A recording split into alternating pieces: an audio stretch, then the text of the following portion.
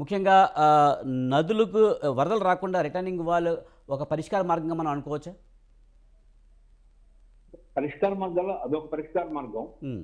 కానీ అదొక్కటే చాలదు. నదులు చాలా నదులు పూడిపోయింది.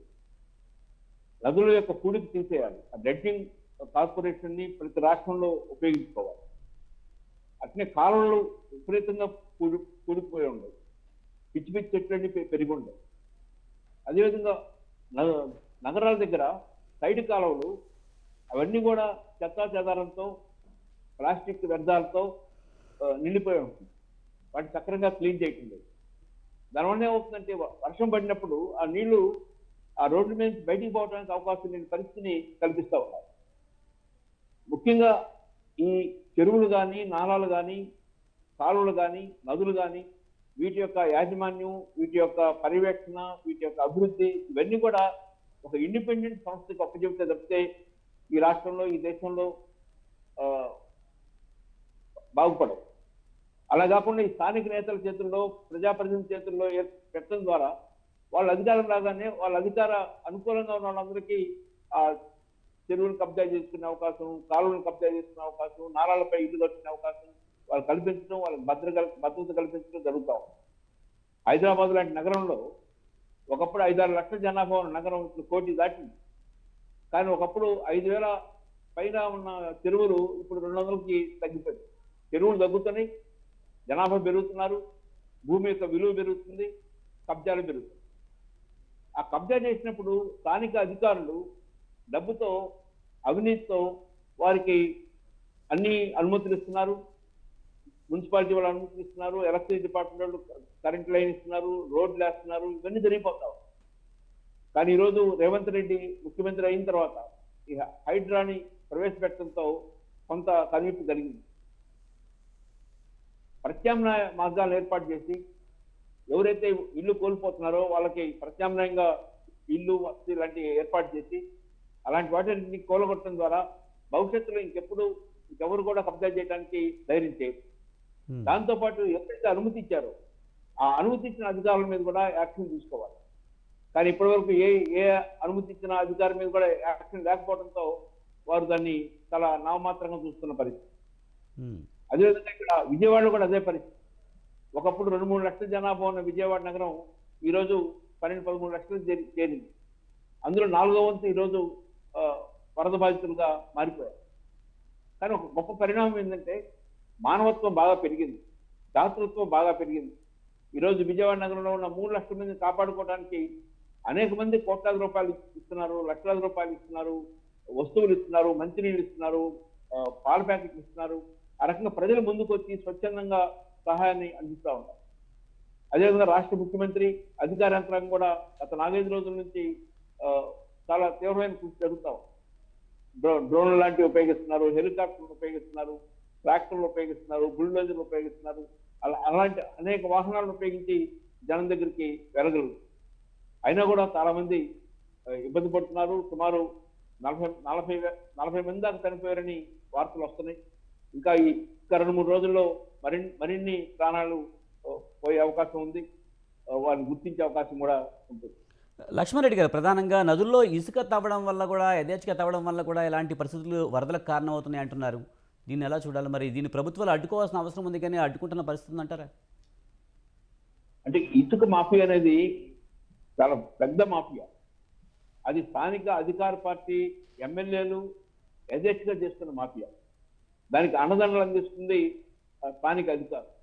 అండదండలు అందించే అధికారుల్ని ఆ ఎమ్మెల్యేలు ఇక్కడ నియమించుకుంటున్నారు, వాళ్ళు అక్కడ పోస్టింగ్ ఇచ్చుకుంటున్నారు. సో అది ఒక పెద్ద ఆదాయ వనరుగా మారిపోయింది. దాంతో ఏమవుతుందంటే అవసరానికి మించి ఇసుక చేయటం ద్వారా అక్కడ చాలా లోతుకి వెళ్ళిపోయి తద్వారా కూడా అనేక సమస్యలు వస్తూ ఉండి కొన్ని ప్రాణాలు కూడా కోల్పోయారు. కొంతమంది అక్కడ అంత లోతుగా నీళ్లు ఉంటాయని తెలియక వెళ్ళి ప్రాణాలు కోల్పోతాం. కొన్ని చోట్ల ప్రాజెక్ట్ రిజర్వాయర్లలో ఉదాహరణకి మన ప్రకాశం బ్యారేజ్లో 3.5 టీఎంసీ నీరు నిల్వ ఉంచే అవకాశం ఉంటే ఇప్పుడు 2 టీఎంసీలుగా నిల్వ ఉండే అవకాశం లేదు. కారణం విపరీతంగా కూలిపోయి ఉన్న పరిస్థితి. అట్లా అనేక ప్రాజెక్టుల ఆ పరిస్థితి ఉంది. అందుకని అక్కడ వైకుంఠపురం దగ్గర ఇంకొక రిజర్వాయరు, ప్రకాశం బ్యారేజ్ తర్వాత ఇంకొక రిజర్వాయర్, ఈ రెండు కూడా ఏర్పాటు చేస్తే కొంత నీటిని ఉపయోగించుకో. ఈ సంవత్సరం జూలైలోనే శ్రీశైలం, నాగార్జున సాగర్ పూర్తయిపోయింది. ఇంతకుముందు ఎప్పుడు ఆగస్టులో, సెప్టెంబర్లో అయ్యేది, ఈసారి జూలైలోనే పూర్తయింది. అంటే అంత ముందుగా వర్షాలు వచ్చింది. ఒకసారి మొత్తం రిజర్వాయర్లు, ప్రాజెక్టులన్నీ పూర్తయిన తర్వాత దానిపైన మళ్ళీ అదనంగా నీరు వస్తే ఆ నీరు తప్పనిసరిగా బయటికి రావాల్సి వస్తుంది. దాని ద్వారా కృష్ణా నదిలో ప్రకాశం బ్యారేజ్ దగ్గర 11.4 లక్షల క్యూబిక్ల నీరు బయటకు వస్తుందంటే, అదే సమయంలో బుడమేరు కూడా ప్రవహిస్తూ గండ్లుబడి ఉండటం ద్వారా ఆ నీరు కృష్ణా నదిలోకి వెళ్ళలేకపోతుంది. అందువల్లనే ప్రజల దగ్గరికి, ఇళ్ల దగ్గరికి చేరిన పరిస్థితి.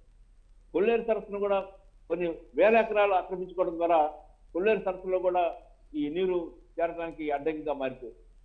అందుకని ప్రభుత్వాలు ఈ అడ్డంకులను తొలగించాలి, ఈ నాళాలని పరిశుభ్రంగా ఉంచాలి, సైడ్ కాలను పరిశుభ్రంగా ఉంచాలి, కబ్జాలు లేకుండా చూడాలి, చెరువుల ఆక్రమణ ఆపాలి, జరిగిన ఆక్రమణ రద్దు చేయాలి, భవిష్యత్తులో జరగకుండా చూడాలి. ఇది ఒక దృఢమైన సంకల్పంతో, ఒక రాజకీయ సంకల్పంతో చేస్తేనే అధికార సంకల్పం కూడా తోడై, ప్రజల బలం తోడైతే విజయం సాధించగలుగుతాం. ఈరోజు రేవంత్ రెడ్డి ముఖ్యమంత్రిగా తెలంగాణ చేస్తుంది. అశేష ప్రజానీకం, సామాన్య ప్రజలు ఎక్కువ మంది ఆమోదిస్తున్నారు, ప్రోత్సహిస్తున్నారు. అదేవిధంగా ఆంధ్రప్రదేశ్లో కూడా ప్రతి జిల్లాలో, ప్రతి నగరంలో, ప్రతి చోట హైడ్రో లాంటి ఒక ప్రాజెక్ట్ రావాలి, ఒక సంస్థ రావాలి, వారికి స్వయం ప్రతిపత్తి కల్పించాలి, రాజకీయ నాయకులు జోక్యం కల్పించుకోకుండా ఉండాలి. తద్వారానే ఈ అడ్డంకులు పోతేనే ఈ వరదని తట్టుకోవడానికి అవకాశం ఉంటుంది.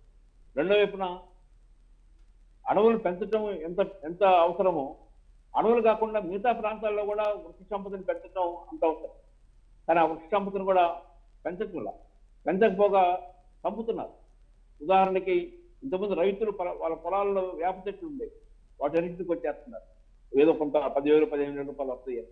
కొంతమంది వాళ్ళ ఇళ్ళ దగ్గర ఉన్న అనేక రకాల మొక్కల్ని రకరకాల మూఢనమ్మకాలతో కొట్టేస్తారు.